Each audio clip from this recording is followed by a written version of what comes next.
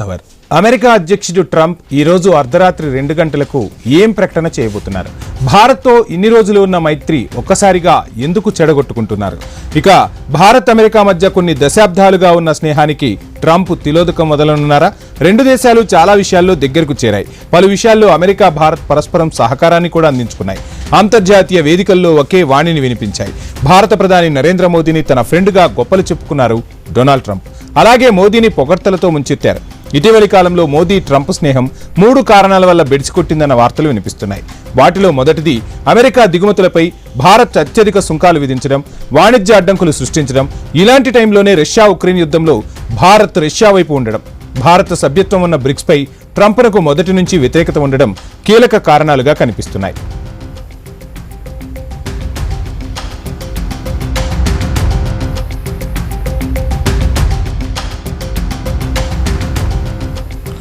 ఇక ఈ 3 కారణాలతో భారత్పై ట్రంప్ ఒంటికాలుపై లేస్తున్నారు, సుంకాలు బాదుతున్నారు. ట్రంప్ మొదటి అధ్యక్ష పదవీ కాలంలో భారత్తో మంచి సంబంధాలను కొనసాగించారు.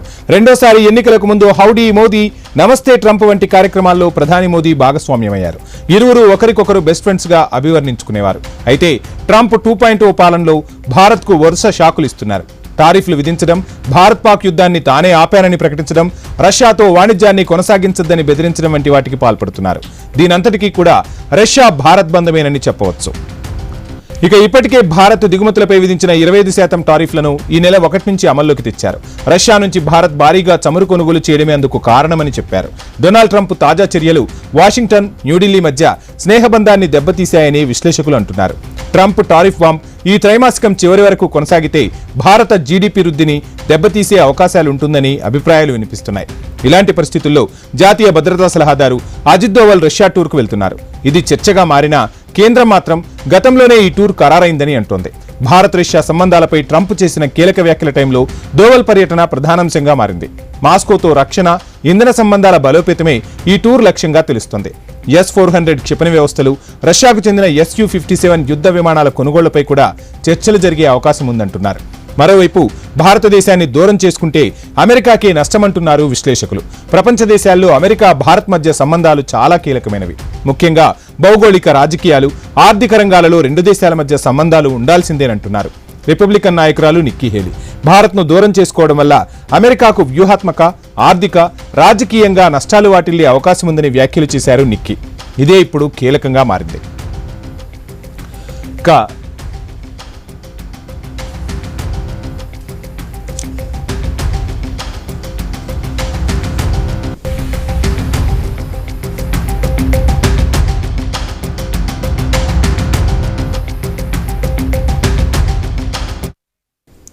ఇదే అంశంపై ఈరోజు ఐన్యూస్ స్పెషల్ డిబేట్ చేపట్టింది. డిబేట్లో మనతో పాల్గొనేందుకు దుగ్గరాజు శ్రీనివాసరావు గారు, అదేవిధంగా మస్తాన్ రావు గారు, రాజకీయ విశ్లేషకులకు మనతో పాటు సిద్ధంగా ఉన్నారు. దుగ్గరాజు గారు నమస్కారం అండి. అదేవిధంగా మస్తాన్ రావు గారు నమస్కారం అండి. చూస్తున్నాం మొత్తంగా ట్రంప్ మరోసారి సుంకాల బాధుడు ద్వారా ప్రపంచ దేశాలన్నింటినీ తన దారికి తెచ్చుకోవాలనే ప్రయత్నం చేస్తున్నారు. అందులో భాగంగానే భారత్పై కూడా అక్కసు వెళ్లగక్కుతున్న పరిస్థితి. ఎలా చూడాలంటారు ట్రంప్ కోతలని? దుగ్గరాజు గారు, అమెరికా ప్రపంచం అంతా మారిందనే విషయాన్ని గుర్తించలేకపోతుందండి. సో ఇంతకు ముందులాగా తను ఏం చెప్తే అది మొత్తం ప్రపంచం అంతా కూడా తన వెంట నడవాలి, ఏదో పై మిగతా వాళ్ళందరూ చాలా చిన్న స్థాయి మనుషులు, నేను ఏం చెప్తే అది నమ్మాలి, వినాలి, నన్ను అనుసరించాలి అనేటువంటి ధోరణిలో ఉంది. అది ఇప్పుడు చెల్లదు అనేటువంటి విషయం అమెరికా గుర్తించట్లేదు. అమెరికాకు అధ్యక్షుడిగా ఉన్నటువంటి డొనాల్డ్ ట్రంప్ కూడా గుర్తించట్లేదు. కాబట్టి తాను ఇంకొక ప్రత్యామ్నాయం, అంటే మేము ప్రత్యామ్నాయంగా నిలవగలము అని ఎదిగిన దేశాలు చెప్తున్నాయి, ముఖ్యంగా బ్రిక్స్ ఉదాహరణ. సో మేము అమెరికాకు పోటీ ఇవ్వగలం, ఆర్థిక పరంగా పోటీ ఇవ్వగలం, ఎగుమతుల పరంగా పోటీ ఇవ్వగలం, వీటన్నిటినీ మించి నాయకత్వ పరంగా కూడా మేము ప్రపంచ నాయకత్వాన్ని వహించగలం అనేటువంటి ధైర్యం ఇప్పుడు మిగతా దేశాలు చూపిస్తున్నాయి. వాటిలో భారత్ ముందు ఉంది. సో ఒకప్పుడు ఏ విధంగా అయితే మనం అలీన ఉద్యమం సమయంలో అన్ని చిన్న దేశాలు భారతదేశాన్ని నాయకత్వం వహించమని అన్నాయో, లేదా నాయకత్వం వహిస్తే మేము మీ వెనకాల ఉంటాయో అన్నారో, అదే పద్ధతిలో ఇప్పుడు వర్ధమాన దేశాలన్నీ కూడా భారత్ నాయకత్వం వైపు చూస్తున్నాయి. ఒకటి, భారత్లో ఒక గట్టి నాయకుడు రావడం, ఆ ప్రభుత్వం సుస్థిరంగా ఉండటం, ఆర్థికంగా అభివృద్ధి చెందటం, ఈ మూడు కూడా భారత్కి ఇప్పుడు కనిపిస్తున్నటువంటి మంచి దుగ్గరాజు గారు. సో కాబట్టి దుగ్గరాజు గారు, మీరు చెప్తున్నట్టుగా మొత్తంగా భారత్తో చాలా దేశాలు, ప్రపంచ దేశాలన్నీ కూడా భారత్ వైపు చూస్తున్న పరిస్థితి. ఇంకో రకంగా చూస్తే ప్రపంచ ఆర్థిక వ్యవస్థలన్నీ కుదేలవుతున్న టైంలో భారత్ 3వ అతిపెద్ద ఆర్థిక వ్యవస్థగా అవతరించబోతుంది, 4వ అతిపెద్ద ఆర్థిక వ్యవస్థగా మనం కొనసాగుతున్నాం. ఈ నేపథ్యంలో కూడా ట్రంప్ భారత్ ఇంకా ముందుకు వెళితే భవిష్యత్తులో అమెరికాకు ప్రాబల్యం తగ్గుతుంది, ప్రపంచ దేశాలన్నీ కూడా భారత్ మాట వింటాయి అనే రీతిలో, అంటే పైకి స్నేహాన్ని నటిస్తూనే వెనక రాజకీయాన్ని నిలుపుతున్నారని మనం భావించవచ్చు అంటారా? ఏం చెప్తారు? ఇది చాలా స్పష్టం సార్. ఇప్పుడు తనకు అవసరం లేని చోట, అంటే ఇప్పుడు రష్యా భారతదేశం అనేటువంటి రెండు కూడా రిపబ్లిక్ దేశాలు, అంటే గణతంత్ర దేశాలు. వారికి అవసరమైనటువంటి ఆర్థిక ప్రయోజనాలు, జాతీయ ప్రయోజనాలకు తగినట్టుగా ఆ దేశాల విధానాలను రూపొందించుకుంటాయి. అది వాణిజ్య విధానాలైనా సరే, విదేశాంగ విధానాలైనా సరే. వీటిలో అభ్యంతర పెట్టడానికి అమెరికా ఎవరు? సో రష్యా నుంచి మీరు చమురు కొనకూడదు అనేటువంటి వాదన ఇప్పుడు ట్రంప్ చేస్తున్నటువంటిది. సో ట్రంప్ ఎవరు మమ్మల్ని ప్రశ్నించడానికి? ట్రంప్ ఏమన్నా తన నిర్ణయాలన్నీ మనల్ని అడిగి చేస్తున్నాడా? ఇతర దేశాలు అడిగి చేస్తున్నాడా? వారు వెళ్ళి చైనాలో 70లో 80లో విపరీతంగా పెట్టుబడులు పెట్టి చైనా ఎదుగుదలకు సహాయపడుతున్న రోజుల్లో చాలా ప్రపంచ దేశాలు ఇబ్బంది పడ్డాయండి. ఈ చైనాని ఇంతగా ప్రోత్సహిస్తున్నారు, దాని తయారీ కేంద్రంగా తయారు చేస్తున్నారు, అన్ని సంస్థలు అక్కడ పెడుతున్నారు, చైనాను ఆర్థికంగా పెంచారు కూడా ఇప్పుడు అనిపిస్తుంది. సో పొరుగు దేశాలు, ఆసియా ఖండ దేశాలన్నీ కూడా ఆ సమయంలో చాలా ఇబ్బందికి గురయ్యాయి. అలాంటి సమయంలో ఏమైనా మనల్ని అడిగారా? ఏమంటే మేము విధానం తీసుకోబోతున్నాము, మీకు ఏమన్నా అభ్యంతరాలు? కాబట్టి వాళ్ళకు ఏదైనా అయితే స్వతంత్ర విధానాలను రూపొందించుకునేటువంటి హక్కు ఉన్నదో భారతదేశానికి కూడా ఉంది అనేటువంటి విషయం అంగీకరించలేనటువంటి మానసిక స్థితి వల్ల వస్తున్నటువంటి ఈ వాగుడే. ఇది నిజంగా వాగుడే. దుగ్గరాజు గారు, మళ్ళీ మీకు టైం ఇస్తాను నేను. మస్తాన్ రావు గారు, చూస్తున్నాం మొత్తంగా భారత ఆర్థిక వ్యవస్థ పరుగులు పెడుతోంది. ఈ నేపథ్యంలో ట్రంప్ సుంకాలు పెంచితే మరింత ప్రభావం పడనుందా? మన ఆర్థిక వ్యవస్థకు ఏ విధంగా ఇబ్బందులు రానున్నాయి? వీటిని మనం అధిగమించేందుకు అవకాశాలు ఉన్నాయా భారత్కు? Sir, good afternoon sir. INews ప్రేక్షకులకు, దుగ్గరా శ్రీనివాసరావు గారికి కూడా.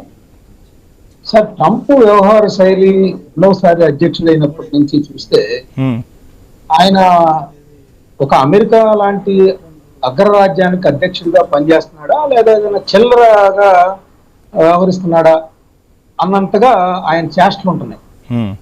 నిజంగా ఆయన మానసిక ఆరోగ్యానికి సంబంధించి కూడా అనేక అనుమానాలు వ్యక్తమవుతున్న నేపథ్యంలో ఇటీవల కాలంలో ఆయన తీసుకుంటున్న నిర్ణయాలు, చేస్తున్న వ్యాఖ్యలు, బెదిరింపులు ఏదో అంతర్జాతీయ మాఫియా డాన్ లాగా ప్రతి దేశానికి వాళ్ళ సార్వభౌమాధికారం ఉంటుందనే విషయాన్ని లెక్క చేయకుండా ప్రతి ప్రపంచంలో ఎక్కడ ఏం జరిగినా కూడా నాకు తెలిసే జరగాలని మనం ఏదో కామెడీ యాక్టర్గా చూస్తూ ఉంటాం. నిజానికి ఏంటంటే అమెరికా లాంటి దేశానికి అధ్యక్షుడిగా ఉన్న వ్యక్తి ఈ విధంగా ఒక జోకర్ మాదిరిగా, జోకర్ అనే మాట ఎందుకన్నానంటే అతని చేష్టలన్నీ కూడా అలానే ఉంటున్నాయి. ఇప్పుడు భారతదేశానికి ఆ సార్వభౌమాధికారం ఉంటుంది, రష్యాకి దాని సార్వభౌమాధికారం ఉంటుంది, చైనాకి, ఎవరి దేశానికి వాళ్ళకుంటుంది. అమెరికా లాగా అన్ని దేశాలు కదా. ఐక్యరాజ్య సమితిలో మనం ఎందుకు ఆ విధంగా ఒకరినొకరు గౌరవించుకుంటూ చేస్తా ఉన్నాం? ఎవరు బలం ఉన్న దేశాలు అయినప్పటికీ కూడా ఆయన అమెరికా పాక్ సంబంధించి ఆయన వేలు పెడతాడు. నేనే యుద్ధాన్ని ఆపానంటాడు, నేను చెప్పినట్టు ఆ రెండు వినాలంటాడు. అక్కడ రష్యాను ఉక్రెయిన్ కి సంబంధించి యుద్ధం జరుగుతుంటే పుతిన్ నేను ఫస్ట్ ఏమో జెలెన్స్కీకి సంబంధించి వాళ్ళు సపోర్ట్ చేశారు, ఆయన మాట అనకపోతే ఆయన మీద వెళ్తాడు. రష్యా అధ్యక్షుడు నేను ఒక 50 రోజులు టైం ఇస్తున్నాను, ఆయన యుద్ధాన్ని ముగించాలంటాడు. మళ్ళీ అక్కడ గాజా విషయానికి వస్తే ఇరాక్ విషయంలో ఏం జరిగింది చూసాం. సో ఇవన్నీ చూస్తా ఉంటే అమెరికా అధ్యక్షుడి శైలి ఎక్కడా కూడా ఇతర దేశాల సార్వభౌమాధికారాన్ని ఆయనకి లెక్కలింతనంగా ఉంది. ఖచ్చితంగా ఆయనకి చెక్ పెట్టే విధంగా ఈ దేశాలన్నీ ప్రయత్నించాల్సిన అవసరం అయితే కనిపిస్తా ఉంది. ఓ పక్కన మీరు ఏదో అడుగుతున్నారు సార్. మస్తానా గారు, మనం చూస్తున్నాం అంటే ట్రంప్ రెండోసారి అధికారం చేపట్టిన తర్వాత మీరు చెప్పినట్టుగా తీసుకుంటున్న నిర్ణయాలన్నీ కూడా బూమ్రాంగ్ అవుతున్న పరిస్థితి, అది స్వదేశంలో అయినా విదేశాలపై అయినా. దీన్ని కవర్ చేసేందుకు అంటే ఒక రకంగా అమెరికా ఆర్థిక వ్యవస్థ ఇప్పుడు నీటి బుడగా అనే వార్తలు కూడా ఆర్థికవేత్తల నుంచి వినిపిస్తూ ఉన్నాయి. సో అది కవర్ చేయడం కోసం నానా తంటాలు పడుతున్నాడా? ఇటువంటి పరిస్థితుల్లో ట్రంప్ ఇతర దేశాలపై పెత్తనం పెంచడం ద్వారా సుంకాలు పెంచడం ద్వారా దేశానికి ఆదాయం సమకూర్చే ప్రయత్నాలు చేసే దిశగా ట్రంప్ అడుగులు వేస్తున్నాడని మనం భావించవచ్చు అంటారా? ఏం చెప్తారా? ఖచ్చితంగా సార్, ఎందుకంటే ఇప్పుడు ఆయన చేస్తున్న వాదనలకు సంబంధించి మన దేశంలోనే కాదు, ఏ దేశాలు, చైనా కావచ్చు, రష్యా కావచ్చు, మనమే కాదు, వాళ్ళ దేశంలో ఐక్యరాజ్య సమితిలో అమెరికా రాయబారిగా పనిచేసిన నిక్కీ హేలీ, ఆమె గతంలో దక్షిణ కరోలినాకి మాజీ గవర్నర్ గా కూడా పనిచేశారు. ఆమె కీలకంగా అంటే పదవి రేస్ లో కూడా ఒకనొక దశలో ఆమె ఉన్నారు. సో అలాంటి వ్యక్తి కూడా అసలు భారత్ లాంటి మిత్ర దేశాన్ని ఎందుకు మీరు శత్రువుగా చేసుకుంటా ఉన్నారు? ఓ పక్కన రష్యా నుంచి చమురు కొనుగోలు చేస్తుంది, ఇండియానే కాదు చైనా కూడా చేస్తుంది, మరి చైనాకి సంబంధించి మాత్రం మీరు ఎందుకు మీ నాయం పిలుస్తున్నారు అనేది వాళ్ళ దేశంలోని ఒక ప్రధానమైన నాయకురాలుగా ఉన్న నిక్కీ హేలీ గారు మాట్లాడుతున్నారు. దానికి సమాధానాలు చెప్తే చాలు ట్రంప్ గారు. మనం మన సార్వభౌమాధికారం ఇంకా మనం బిగించలేదు.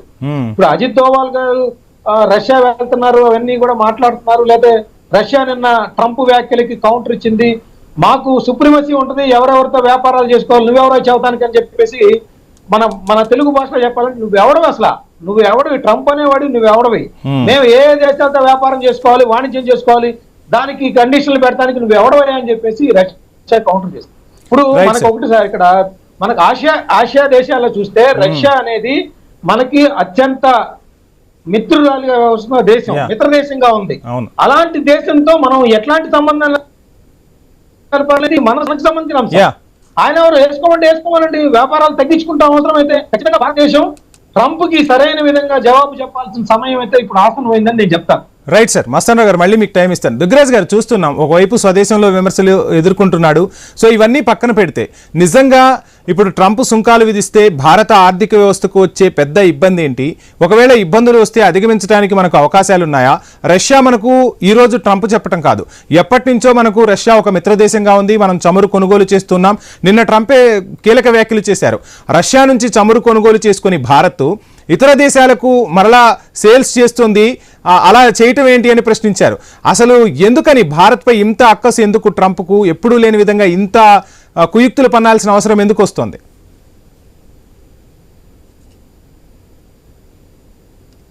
సార్ అన్మ్యూట్ చేయండి సార్, దుగ్గరాజ్ గారు అన్మ్యూట్ చేయండి. భారతదేశం ఎదుగుతోందండి, ఆర్థికంగా అన్ని రంగాల్లో ఎదుగుతోంది. సో భారత్ నాయకత్వం వహించగలుగుతోంది. కాకైనా దీన్ని కనుక నియంత్రిస్తే దీంతో పాటు మరొక 34 దేశాలను నియంత్రించగలమని ట్రంప్ అనుకుంటూ ఉండవచ్చు.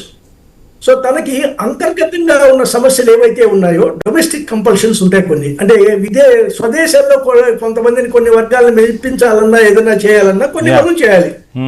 సో దాన్ని దృష్టిలో పెట్టుకొని ఇప్పుడు అమెరికాలో చాలా కీలకమైనటువంటి పదవుల్లో భారతీయ సంతతి వాళ్ళు వస్తున్నారండి. ఇంక్లూడింగ్ మొన్న ఓహియో దీంట్లో ఒక లాయర్ కూడా, గవర్నమెంట్ అటార్నీ. సో అక్కడికి వెళ్ళి మనం స్థిరపడి అమెరికాకు సేవలు అందిస్తూ అమెరికా ఎదుగుదలలో మనం పాలు పంచుకుంటున్నప్పటికీ కూడా వాళ్ళలో కొంత వ్యతిరేకత ఉందండి, ఎవరో బయట నుంచి వచ్చిన వాళ్ళు చేస్తున్నారు అనేటువంటిది. సో ఇప్పుడు ఆవిడ మధుర అనేవాడ అద్భుతమైన లాయర్ అయినా ఆవిడ బొట్టు పెట్టుకుంది అనేటువంటి విషయం మీద అమెరికాలో పెద్ద చర్చ జరుగుతోంది. ఎవరు ఆవిడ బొట్టు పెట్టు. దుగ్గరాజ్ గారు, మీరు చెప్పినట్టుగా చూస్తే ఇప్పుడు అమెరికా ఐటీ దిగ్గజ కంపెనీలు ఏవైతే ఉన్నాయో ఆ దిగ్గజ కంపెనీలు అన్నింటినీ నడిపిస్తుంది కూడా మన భారత వ్యక్తులే, భారత సంతతికి చెందిన వ్యక్తులే. ఒక రకంగా అమెరికా ఆర్థిక వ్యవస్థకు భారత్ చాలా తోడ్పాటును అందిస్తుందని కూడా మనం మాట్లాడుకోవాల్సి ఉంటుంది. అనేక దశాబ్దాలుగా మనం వాళ్ళకి వ్యాపారం, సైన్స్, టెక్నాలజీ, రీసెర్చ్ అన్ని నేర్పామండి. నేర్పడం అంటే వాళ్ళ పెట్టుబడి వాళ్ళది, బుర్ర మనది. సో తాజాగా గ్యాంబుల్ కూడా సిఇఓగా భారతీయ సంతతి అతను తీసుకున్నారు వాళ్ళు. సో నెక్స్ట్ నుంచి వస్తాం. ఇలాంటి సమయంలో మేము భారతదేశాన్ని ఏమీ ఇది చేయట్లేదు, భారతదేశాన్ని ప్రోత్సహించట్లేదు, మేము వాళ్ళని జాగ్రత్తగానే అదుపుతున్నాం అని చెప్పి చూపించుకోవటం కోసం చేస్తున్నాడేమో ఈ సంగతి తెలియదు. కానీ ఆయన గతంలో కూడా మన భారతదేశం అణుప్రయోగాలు చేసినప్పుడు 98లో కూడా లేదా 2004 ఆ సమయంలో కూడా మన మీద ఆంక్షలు విధించడం అనేటువంటిది 2 సార్లు చేసిందండి అమెరికా. 2 సార్లు కూడా మనం తట్టుకొని నిలబడ్డాం, మనం ఏమీ దెబ్బతినలేదు. అమెరికా ఆంక్షలు ధిక్కరించాం, చివరికి అమెరికానే ఆంక్షలు ఎత్తివేయాల్సినటువంటి పరిస్థితి వచ్చింది. ఇప్పుడు కూడా అమెరికా పెట్టేటువంటి కిరికిర్లు ఏవైతే ఉన్నాయో, ఆంక్షలు అనేటువంటి వాటిని ప్రత్యక్షంగా ప్రకటించకపోయినప్పటికీ కూడా ఇప్పుడు వాళ్ళు చేస్తున్నటువంటి పనులన్నీ కూడా, ట్రంప్ చేస్తున్న టారిఫ్ వార్ అంతా కూడా ఇలాంటి ఆంక్షలు అటువే. ఈ ఆంక్షలకి మనం భయపడాల్సిన పరిస్థితి లేదు భారత్కి. భారత్కి ప్రత్యామ్నాయ మార్గాలు ఉన్నాయి. మీరు ఇంకొకటి, అమెరికా చేస్తున్న ఫిర్యాదులో మామూలుగా రష్యా నుంచి ఆయిల్ కొనుగోలు చేసి దాన్ని మళ్ళీ ఎక్కువ లాభానికి ఇతర దేశాలకు అమ్ముతున్నారు అనేటువంటి ఫిర్యాదు ఒకటి.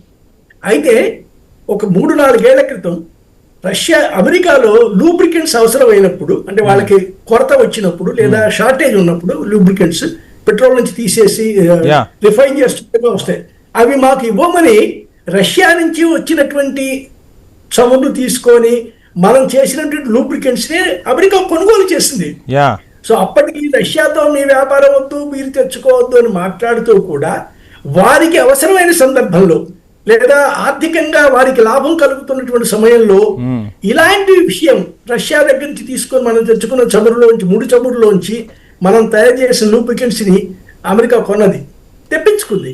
కాబట్టి నీకు ఎక్కడైతే అవసరమైనప్పుడు నువ్వు ఏ పద్ధతిలో అయితే చేస్తున్నావో అదే పద్ధతిలో వ్యవహరించేటువంటి హక్కు మాకు ఉంది అనేటువంటి విషయం భారత విదేశాంగ శాఖ స్పష్టం చేసింది. మీరు అర్థమైనటువంటి వాదనలు, మీరు చేస్తున్నటువంటి సుంకాలు కూడా అర్థం లేనటువంటివని స్పష్టంగా చెప్పింది. ఇది దాదాపుగా ప్రపంచ దేశాలన్నీ కూడా దీన్ని అంగీకరిస్తున్నాయి, భారతదేశం తప్పు లేదు అనేటువంటిది. సో రష్యా దగ్గర నుంచి మనం కొనుగోలు చేసి రిఫైన్ చేసి అమ్మటం అనేది తప్పు కాదు. మనం వజ్రాలని తీసుకొచ్చి బయట నుంచి తీసుకొస్తాం, ముడి వజ్రాల నుంచి, దాన్ని తీసుకొచ్చి రిఫైన్ పాలిష్ పెట్టి మళ్ళీ అమ్ముతాం. ఇది ఒక రకమైన వాణిజ్యం, మనకున్న నేర్పు అది. మనకు ఉన్నటువంటి వజ్రాలను మెరుగు పెట్టడం అనేటువంటిది మన దగ్గర ఉన్న నేర్పు. దక్షిణాఫ్రికా నుంచి మనకు వస్తాయి, మనం తీసుకెళ్లి మళ్ళీ యూరోప్ మార్కెట్ లో అమ్ముతాం, అక్కడికి సరఫరా చేస్తాం. ఇలాంటిది ఈ దేశాలు చేసేటువంటిది మనం చేస్తున్నాం. ఎందుకు అభ్యంతరం పెడుతుంది అంటే మరేదో కారణం మనసులో పెట్టుకొని చేయటమే తప్పించి దాంట్లో తప్పు పట్టాల్సిన అంశం మాత్రం కాదండి. Right sir. మస్తాన్ గారు, చూస్తున్నాం ఈ అర్ధరాత్రి 2 గంటలకు, అంటే భారత కాలమానం ప్రకారం ఈ అర్ధరాత్రి 2 గంటలకు ట్రంప్ భారత్పై ఏదో బాంబు పేల్చబోతున్నాడు, టారిఫ్ వార్. ముఖ్యంగా ఈ బాంబు సెమీ కండక్టర్లపై, ఫార్మా రంగంపై ప్రభావం చూపబోతుంది అన్న వార్తలు వినిపిస్తున్నాయి. సో ట్రంప్ ఏ బాంబు పేల్చినా ఒక రకంగా మనం మాట్లాడుకోవాలంటే ఫార్మా రంగం అనేది భారత్కు చాలా కీలకం. ఇక తెలుగు రాష్ట్రాల్లో కూడా చాలా ఫార్మా కంపెనీలు, దిగ్గజ కంపెనీలు ఉన్నాయి. ఇక్కడి నుంచి మనం విదేశాలకు ఎగుమతి చేస్తున్న పరిస్థితి.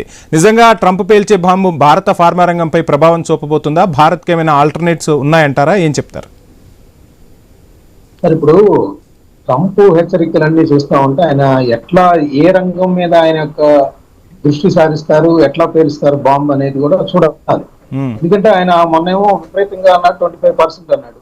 ఏంటంటే రోజుకు ఒక హెచ్చరికల నేపథ్యంలో చేస్తూ గతంలో యూరోపియన్ల దగ్గర బానిసలు ఉండేవాళ్ళు అనమాట. అలాగా బానిస రాజ్యాలుగా అనుకుంటా ఉన్నాయి రష్యాని కానీ, లేకపోతే ఇండియాని కానీ, లేకపోతే ఆయన సామంత రాజ్యాలు అనుకుంటా ఉన్నాడు. అందుకని ఆయన ప్రతిదీ హెచ్చరిస్తాడు. ఇప్పుడు యాక్చువల్గా ఏంటంటే పుతిన్ గారికి, అంటే రష్యాకి సంబంధించి మనం ఎక్కడైతే ఆదాయం కల్పిస్తా, దానివల్ల వాళ్ళు ఉక్రెయిన్ మీద యుద్ధం ఏళ్ల తరబడి కొనసాగిస్తా ఉన్నారు, దానివల్ల ప్రోత్సాహం ఇక్కడి నుంచి వస్తుంది అనేది ట్రంప్ ఆరోపణ. ఇప్పుడేంటి, అమెరికా ప్రత్యేక రాయబారి స్టీవ్ ప్రస్తుతం పుతిన్ రష్యా పర్యటనలో ఉన్నారు. ఆయన పుతిన్ తో కొన్ని చర్చలు జరుపుతా ఉన్నారు. ఆ చర్చల సారాంశం లేదా భారత్ ఏ విధంగా ఇప్పుడు అజిత్ దోవల్ వెళ్తున్నారు, ఈ నేపథ్యం అన్ని చూసుకున్న తర్వాత అసలు భారత్ మనకి లొంగుతుందా లేదా, మన భారత్ ఏ విధంగా మన కాళ్ళ బేరానికి వస్తుందా లేదా అనే అంశాలను చూసిన తర్వాత ఆయన వార్నింగ్ కానీ, ఆయన ట్రంప్ ఏదో బాంబు అంటున్నారు కదా, ఆ బాంబులో నిర్ణయం కానీ వెలువడిద్ది అనేది అనుకుంటాం. అయితే మస్తాన్ రావు గారు, ఇక్కడ ఇంకొక అంశం మనం మాట్లాడుకుంటే, ట్రంప్ చెప్పినట్టు కీలకంగా ఒక వ్యాఖ్య చేస్తున్నారు.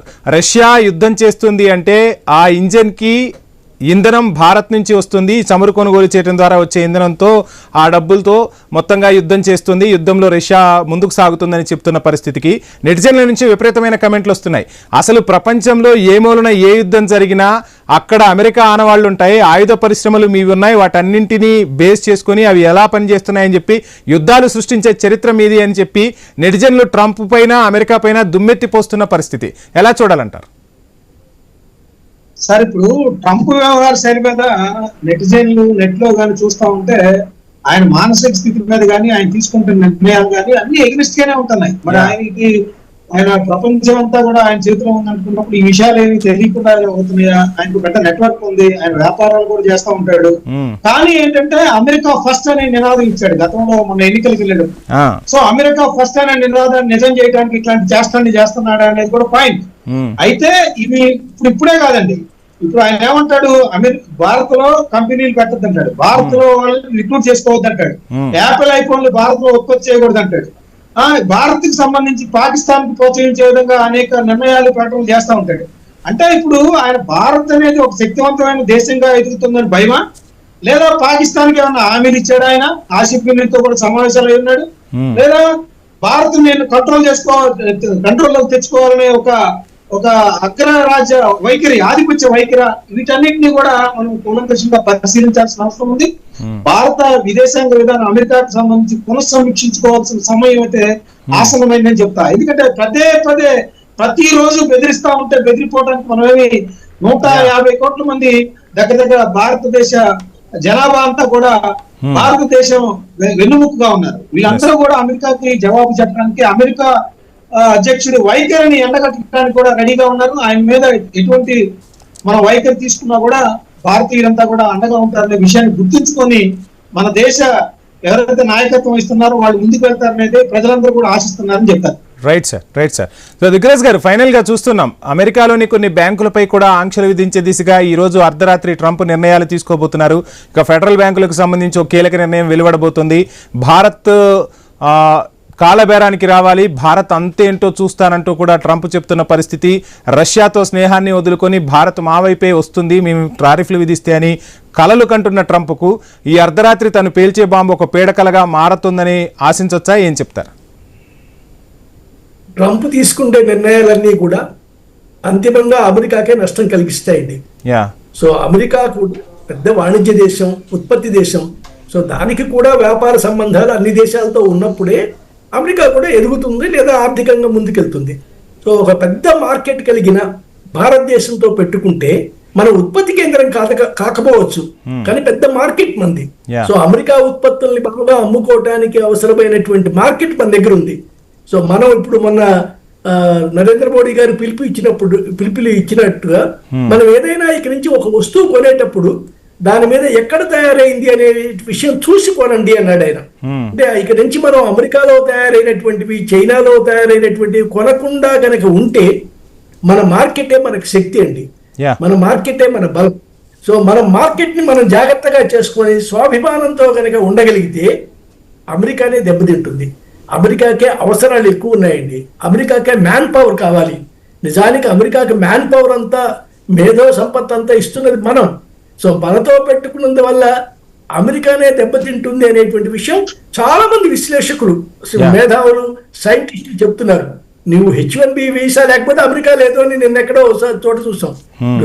నువ్వు దాని వల్ల వచ్చిన వాళ్ళే నీకు అంత సేవ చేస్తారు. ఈవెన్ దుగ్గరాజ్ గారు మీరు చెప్పినట్టుగా రిపబ్లికన్ పార్టీకి సంబంధించిన వాళ్ళు, నిక్కీ హేలీ లాంటి వాళ్ళు కూడా కీలక వ్యాఖ్యలు చేస్తున్న పరిస్థితి. భారత్ తో మనకు కయ్యం, మనకే ప్రమాదం తెచ్చిపెడుతుంది, భారత్ తో స్నేహంగానే ఉండండి అని చెప్పి ట్రంప్ కు అక్కడ ప్రతిపక్షాలు కూడా చెప్తున్నాయి. అయినా వాళ్ళ మాటలు కూడా లెక్క చేయకుండా అర్ధరాత్రి ఏం బాంబు పేల్చుతారో ఏంటో చూడాలి. మరి ఏమంటారు? తాత్కాలికంగా అంటే ఆయన ప్రకటన చేసిన వెంటనే మాత్రం కొంత నష్టం ఉంటుందండి. ఉదాహరణకి మీరు చెప్పినట్టు తెలంగాణ ప్రాంతం నుంచి ఫార్మా ఎక్కువ ఎగుమతి అవుతుంది, ఆంధ్ర ప్రాంతం నుంచి దాదాపుగా ఆక్వా ఎక్కువ ఉత్పత్తులు ఎక్కువ ఎగుమతి అవుతున్నాయి అమెరికాకి. ఈ రెండు విషయాలు. రైట్ సార్, మొత్తంగా ట్రంప్ ఎటువంటి నిర్ణయాలు తీసుకోబోతున్నాడు? ట్రంప్ తీసుకున్న నిర్ణయాలు భారత్ పై ఆల్టర్నేటివ్ మన దగ్గర ఉంటుందండి, భయపడాల్సిన విషయం లేదు. తాత్కాలికంగా దెబ్బతింటామేమో కానీ తప్పనిసరి అంతిమంగా విజయం మాత్రం మనలేనండి. రైట్ సార్, చర్చలో పాల్గొన్న దుగ్గరాజ్ గారికి, మస్తాన్ రావు గారికి ఐన్యూస్ తరపున ప్రత్యేక ధన్యవాదాలు. మొత్తంగా ట్రంప్ ఎటువంటి నిర్ణయం తీసుకున్నా భారత్ పూర్తి అప్రమత్తతో ఉంది.